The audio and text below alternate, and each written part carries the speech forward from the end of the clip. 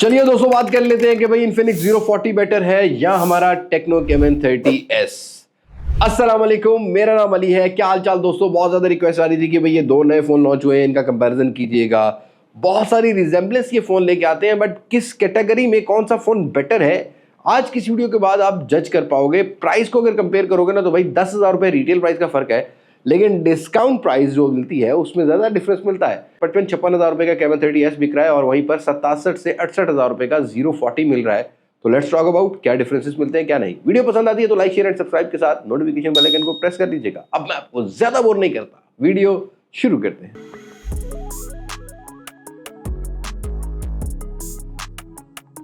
सो भाई अगर आप डिजाइन लैंग्वेज लेके फोन लेते हो तो भाई दोनों के अंदर बहुत सिमिलर पैटर्न्स भी रखे गए हैं, बस जरा कैमरा मॉड्यूल का थोड़ा डिफरेंस मिलेगा। अब ये Zero 40 जो है ना, ये थोड़ा सा बड़ा कैमरा मॉड्यूल राउंडेड शेप में लेके आता है। ऑल्दो दोनों फोन्स के अगर आप कैमरा मॉड्यूल कर देखोगे तो राउंडेड है। ये लेफ्ट कॉर्नर पर हमें मिलता है हमारा जो टेक्नो Camon 30s लेके आता है।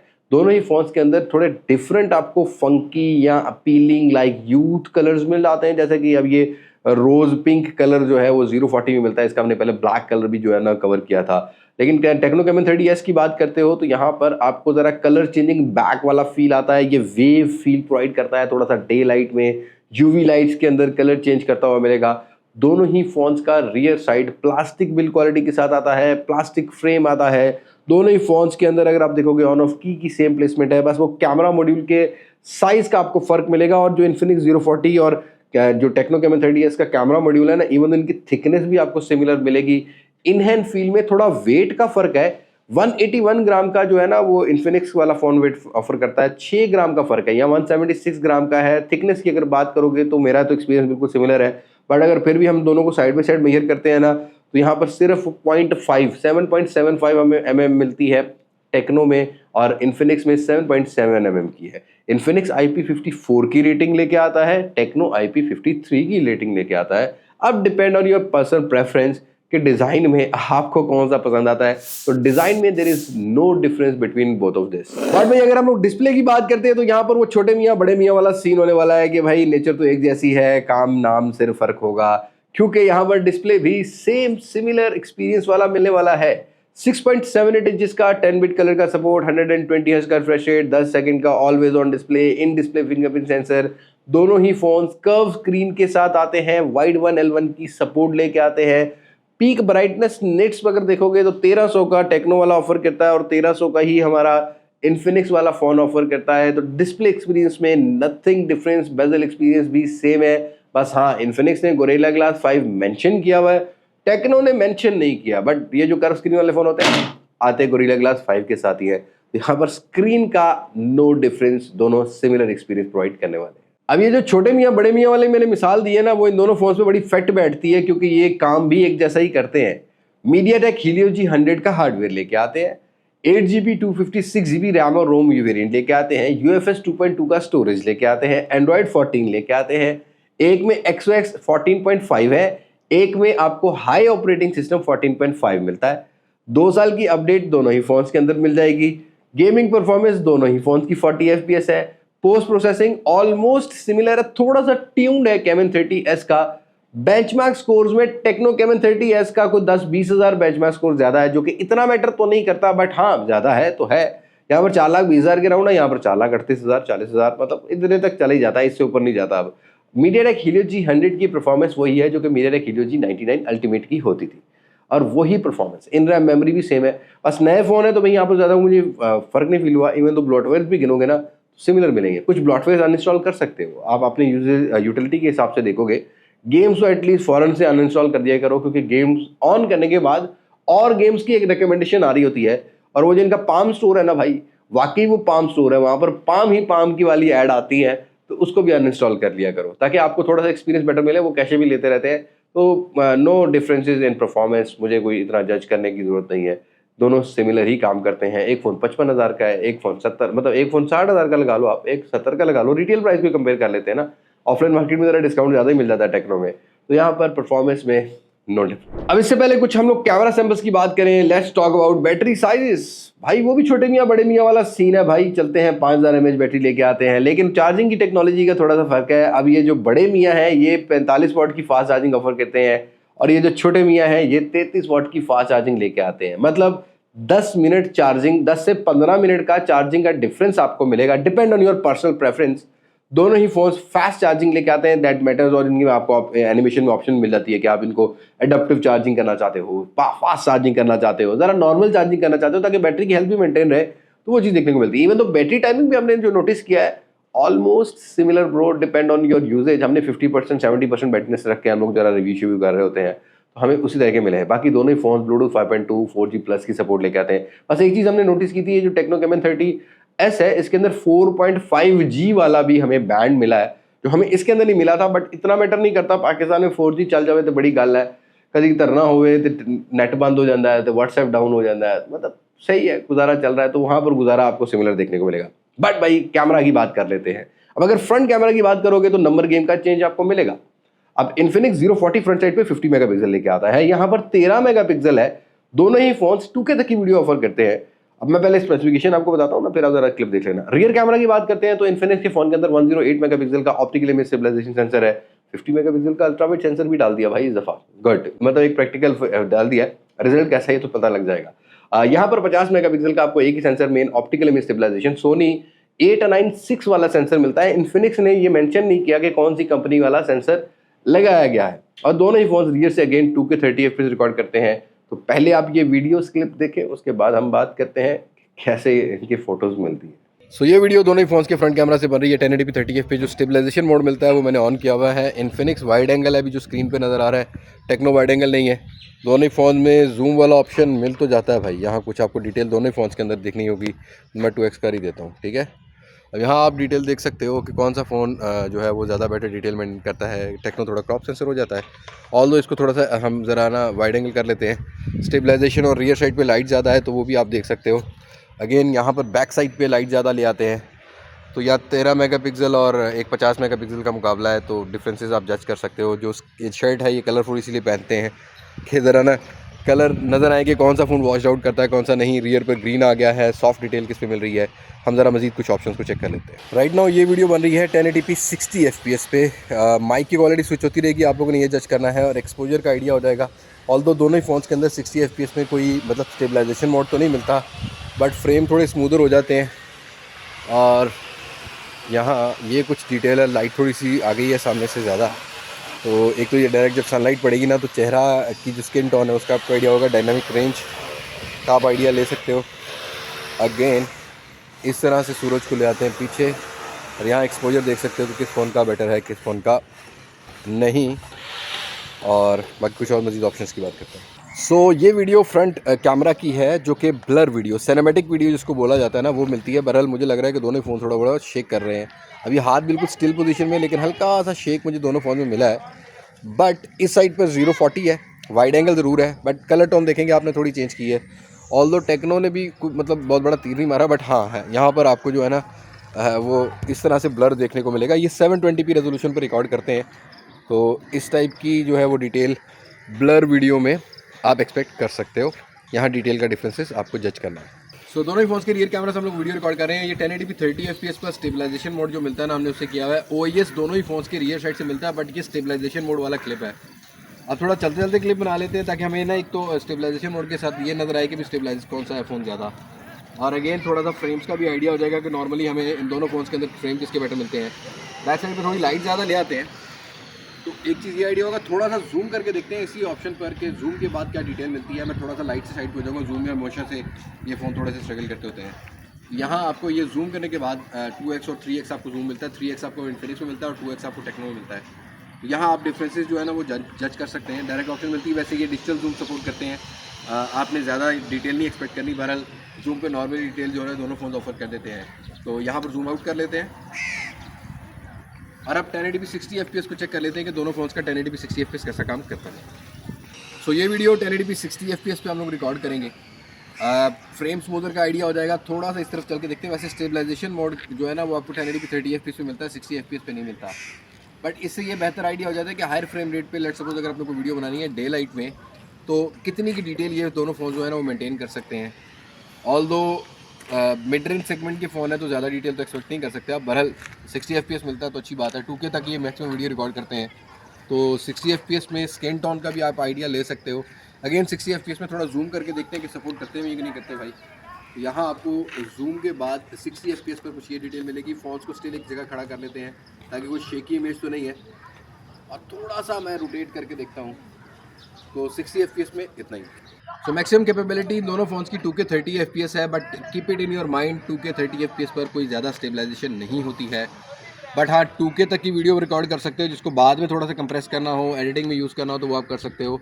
कलर रिप्रोडक्शन का आइडिया आप ले सकते हो बस इस क्लिप से।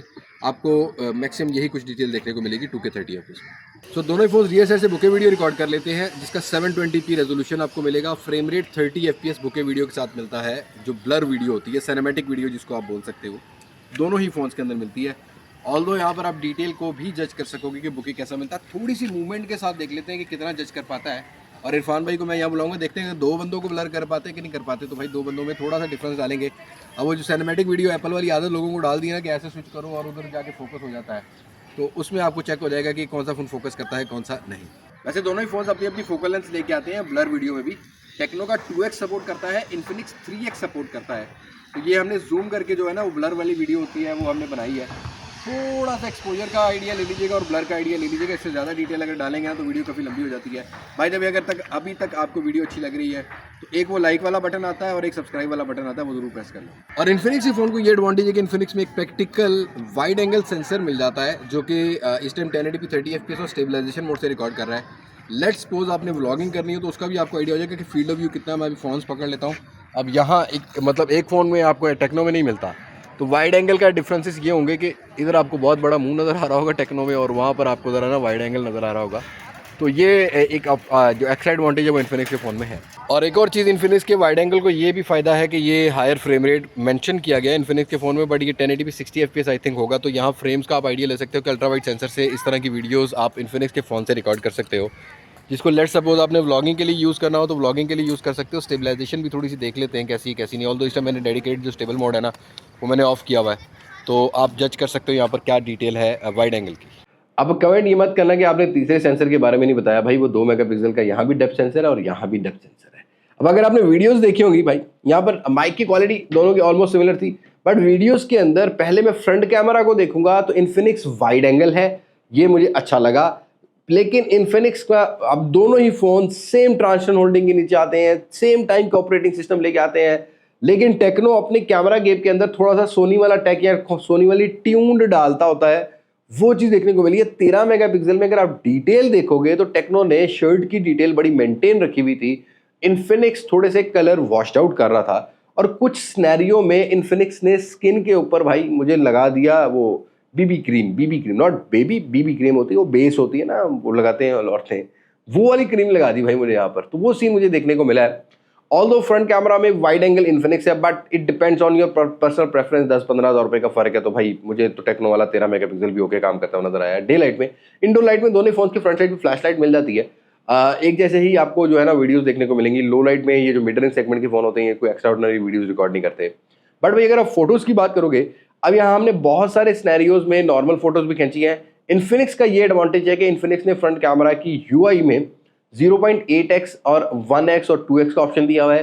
टेक्नो ने एआई कैम में ये ऑप्शन नहीं दिया हुआ। आप सिर्फ 1x और थोड़ा सा 1.4x करके ना फोटो कैप्चर कर सकते हो, जैसा कि पिक्सल के फोन्स में होता है वैसे ही आपको यहाँ पर मिलेगा। तो क्लोजअप ज्यादा ना इन्फिनिक्स का फोन लेता है, और जब 2x पे आता है कहीं कहीं डिटेल अच्छी भी थी इसकी।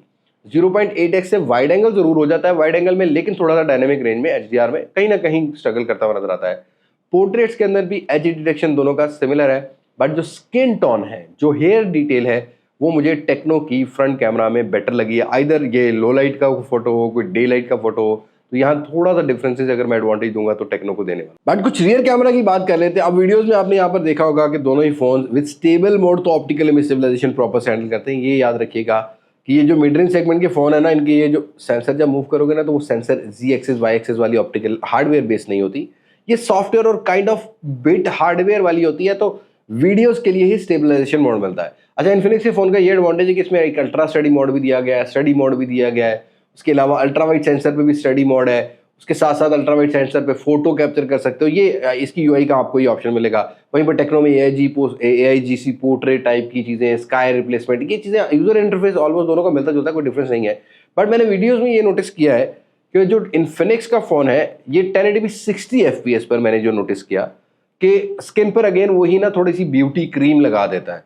टेक्नो सेम कंडीशन में वीडियो बन रही थी, कोई डिफरेंस नहीं था, टेक्नो ने कुछ मेंटेन रखा है, but still I am so confuse कि मैं किसको बेस्ट बोलूँ। मुझे दोनों ही सही लगे हैं, बट टेक्नो को मैं इसलिए प्रेफरेंस दे रहा हूँ ताकि कम पैसों में ज़रा ना वही चीज़ अगर मिल रही है तो मेन सेंसर वही रिकॉर्ड कर रहा है।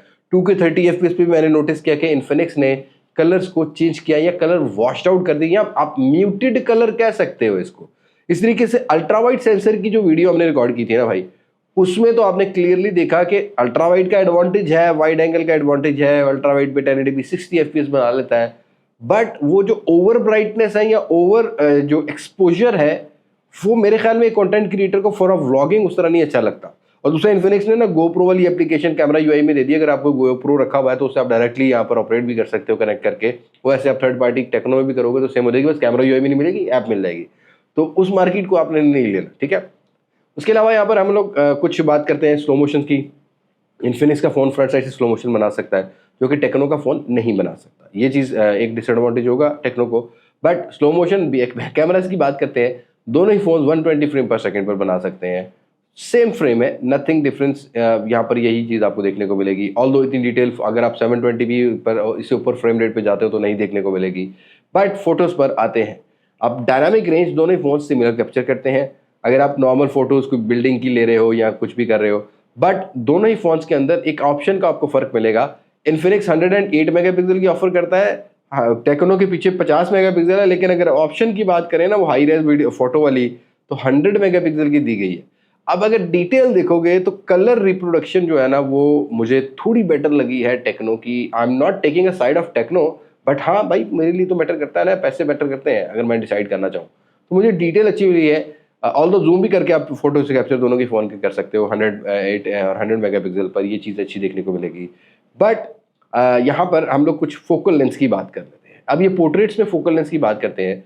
इन्फिनिक्स का फ़ोन पोर्ट्रेट्स में कोई फोकल लेंथ डेडिकेटेड नहीं देता, 1x 2x का पोर्ट्रेट ऑफर करता है।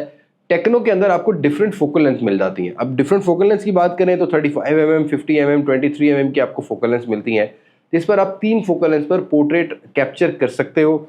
अगेन यहाँ पर जो टेक्नो का फ़ोन है वो काफ़ी कंसिस्टेंट है। किसी किसी कैटेगरी में हमें लगा ना कि इन्फिनिक्स भी जरा ना थोड़ा सा कलर को वॉश आउट कर देता है, खासकर जूम वाले करे। अब ये एआई कैम वाली फोटो में कुछ शेयर कर रहा हूँ, नॉर्मल पर ठीक था, वाइड एंगल पर तो बहुत वॉश आउट करता है भाई, ये वाइड एंगल पे बहुत वॉश आउट किया। 1x पर ठीक रहा इन्फिनिक्स का फ़ोन भी, लेकिन जैसे 2x करते हैं तो कुछ कंडीशन में इन्फिनिक्स बिल्कुल ही स्किन टोन चेंज कर रहा था, कुछ कंडीशंस में टेक्नो कंसिस्टेंट रहा है। इस सारे सिनेरियो में पोर्ट्रेट्स अगर आपने अच्छे कैप्चर करने तो आई विल डेफिनेटली से techno caiman 30S can capture better portraits. अब इसमें सोनी के सेंसर का भी हाथ हो सकता है थोड़ा सा, इनका टेक्नो पिछले 2 साल से कैमरा की यूआई पे बहुत ज़्यादा मतलब ऑप्टिमाइज पोस्ट प्रोसेसिंग पे काम कर रहा है, तो वो भी चीज़ ठीक देखने को मिली है। तो आई विल डेफिनेटली से कि कलर रिप्रोडक्शन तो सिमिलर है, लेकिन अगर आपने को पोर्ट्रेट्स वगैरह कैप्चर करने हैं, आपने कुछ एआई फीचर्स नए नए डालने हैं, तो भाई वो आपको टेक्नो के अंदर देखने को मिलेंगे। तो यहाँ कैमरा कैटेगरी का जो डिफरेंस, यूजर एक्सपीरियंस का डिफरेंस है, उसमें टेक्नो विन करता है। और हाँ, एक चीज़ मैं आपको मेंशन कर दूं कि टेक्नो के अंदर कुछ एआई जो है ना फीचर्स मिलते हैं, क्योंकि इन्फिनिक्स ने अभी रोल आउट तो नहीं किया, बट हाँ आगे हमें चल के इन्फिनिक्स का भी एआई मिलेगा, तो शायद वो अपडेट के थ्रू, सिक्योरिटी पैच के थ्रू जो है ना वो हमें इस फ़ोन के अंदर भी देखने को मिल रहा है। बाकी दोनों ही फ़ोन्स के अंदर डुअल स्पीकर क्वालिटी आती है, बस इन्फिनिक्स में ट्यून्ड बाय JBL है जो कि हमारे टेक्नो में नहीं है, बट डुअल स्पीकर का जो एक्सपीरियंस है वो सेम है, नथिंग डिफरेंस हमें देखने को मिला है। तो that's it, this is a comparison. 15 से 18 मतलब 15,000 रुपया, वैसे मैं नहीं कह रहा, 12,000 रुपये का फर्क है डिस्काउंट प्राइस। 63,000 और 55,000 रुपया या 56,000 लगा लो, 10,000 का फर्क लगा लो। 10,000 रुपए के फर्क से same RAM ROM, same hardware, camera थोड़ा बेटर, सेम आपको डिस्प्ले एक्सपीरियंस होगा, सेम स्पीकर एक्सपीरियंस होगा, बस 10 वॉट की फास्ट चार्जिंग का फर्क है। Now it's up to you which want to you buy, ठीक है, आप कौन सा लेना चाहते हो।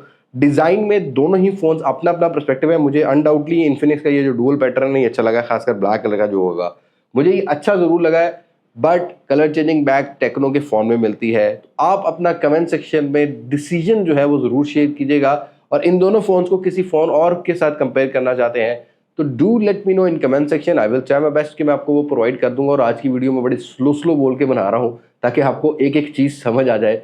तो अपनी राय कमेंट सेक्शन में शेयर कीजिएगा। मेरी राय यही है कि भाई मेरे लिए 10-12 हज़ार रुपये मैटर करता है तो मैं टेक्नो कैमन 30S की तरफ जाऊँगा।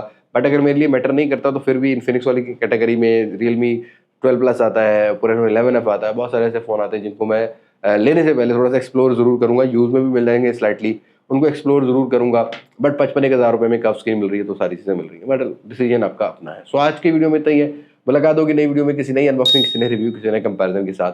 तब तक मुझे दें इजाज़त। मैं हूं अनिवास मासक से पाकिस्तान, अल्लाह हाफिज़।